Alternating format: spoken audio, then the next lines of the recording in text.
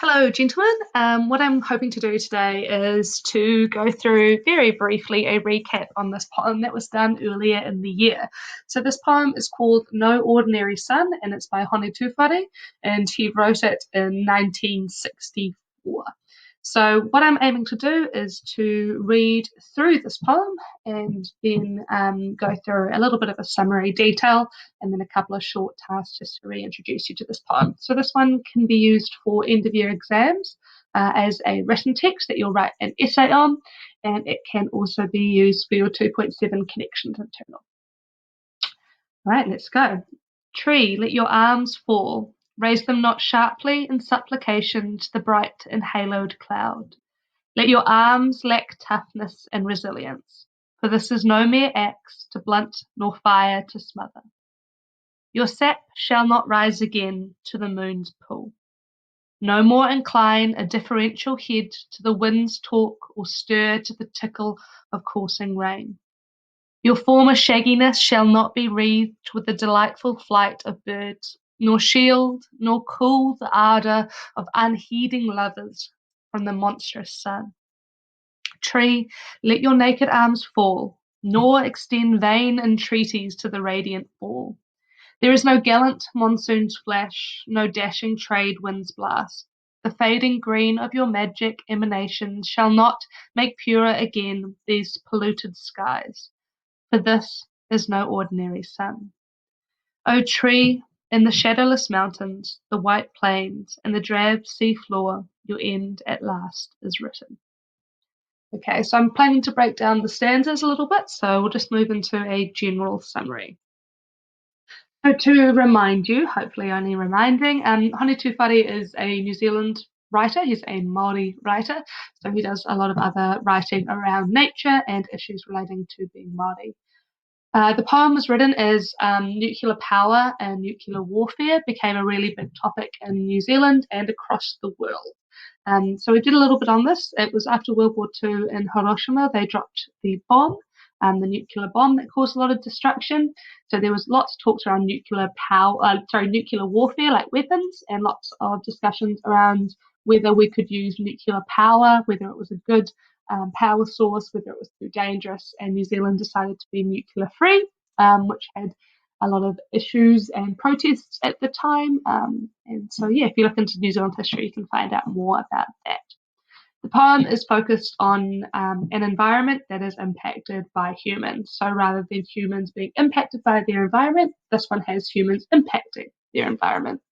So nature, which in this circumstance is just a tree, is told to give up because humans have hurt it too much. And the poem's title, No Ordinary Sun, is a reference to the sort of glare or the explosion that's caused by a nuclear bomb.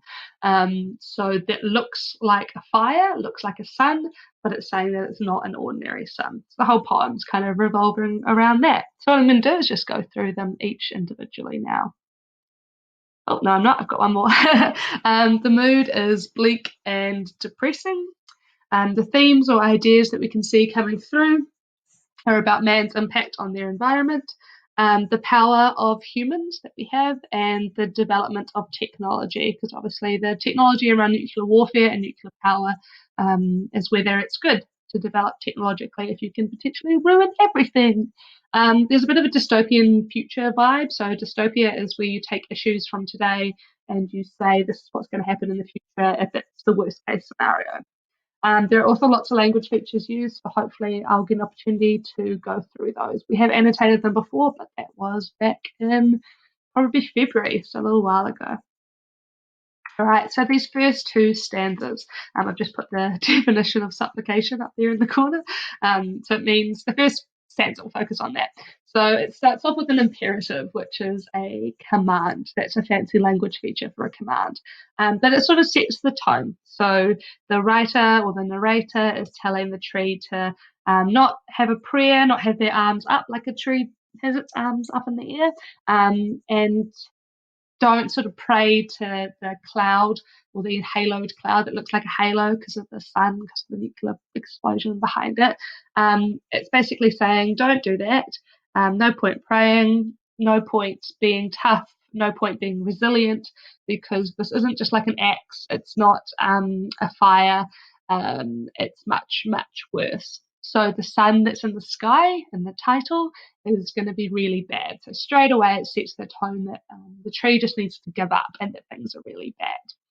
The second one talks about what the second stanza, so stanza is another word for a verse or a paragraph. This one's talking about what to do, like why it's not going to be, what it won't be able to do, sorry, anymore. So the sap, which is like the sticky stuff in a tree, won't be able to rise again because it like reacts to the moon because it's a liquid. I don't know if you know that. That's any liquids react to the pull of the moon. That's like tides and stuff. That was one part of science that I found. So that's my level of explanation for you. Deferential head means like respectful, so don't raise or incline or lean into the wind. You won't hear the tickle of rain anymore. You're just not going to have any of those normal nature things anymore. Once again, sort of trying to remind them of the beautiful things that nature can have and do that it won't be able to do anymore. Then it moves into the third stanza, and this just reminds us again of more things that nature can offer us and things that are going to be gone because humans have been selfish or terrible with nuclear warfare and power. So it says that your like the shagginess of the trees, so like the branches and the leaves all hanging down, it won't be there for beautiful birds to be there anymore. It won't be there to offer shade when it's really sunny, and lovers unheeding, which means uncaring lovers are sitting under there. So you won't be able to be a nice tree to sit under and have romantic time. So it's sort of just showing some more impacts that we won't have. So the second stanza talked about beautiful nature, things that won't happen anymore. And this one continues, this time talking about other aspects of nature, so alive aspects of nature like birds and people that won't have it anymore. And then this fourth stanza is just saying again, just give up. Don't put your arms up in entreaties, which means like praises or trying to gain something from the radiant ball, which is the sun, which is this explosion. It's saying, look, this explosion's so much worse than anything that we can have naturally. So this is showing us that, yeah, like bad things happen in nature. Naturally, bad things happen, like tsunamis, monsoons, trade winds, but this is much worse. So like humans are doing worse things to nature than nature can do to nature. And it talks about another thing that nature can offer. So normally nature can, as you think about trees, trees can absorb carbon dioxide, which is the polluted skies. And it's saying this time you won't be able to make your magic tricks and take our pollution and make it right. So this is reminding us again of something amazing that nature can do that humans perhaps are taking for granted, and then also making things worse, because it reminds us again, like the title, that this isn't an ordinary sun. It's an explosion. It's something really, really bad. And then this last stanza is just saying, like, this is what the world is like if we have something like this. If we ruin everything, there'll be shadowless mountains, because there won't be a sun, because everything will be terrible. The plains, the drab seafloor, so drab means terrible, empty, boring. Like if we had a big explosion, there'd be no lovely fish. And that your end at last is written. So the end of nature, the end of this tree, which is meant to kind of represent everything natural, is gone. So this just is to finish on a really bleak and depressing or reflective tone for the reader. So we're meant to look at the end of this and go, well, if we don't have nature, what's going to happen, what's it going to look like, and how bad would that be? So I guess at the end of it, perhaps Hone Tuwhare is trying to make us sit there and take a moment and think about it and think, what do we want for our world? So hopefully this has given you a little bit of a recap, and you can kind of either slightly remember, if you couldn't remember, you can slightly understand this poem a little more. So here's a couple of tasks, just 4 little things to get through.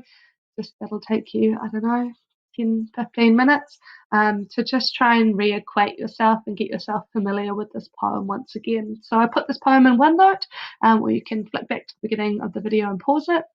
Then what I want you to do is write a summary of the poem, kind of like what I did, but try to put it in your own words. This is 1 sentence, maybe 2. It doesn't have to be very long. The next thing to try do is off the top of your head, can you see or remember any language features? So that's things like similes, personification, adjectives, emotive language. See if you can remember any of those. Hopefully I'll be able to make a video to go through those in another lesson. But hopefully that will work for now. And then read this question and try and answer in 2 or 3 sentences. So, how is the relationship between mankind and the environment shown in this poem? So, what's it shown to be like? What can you say it is like? And try and work through that. 2 to 3 sentences, nothing major. So, welcome back to a little bit of poetry, and hopefully, this has helped you. Thank you.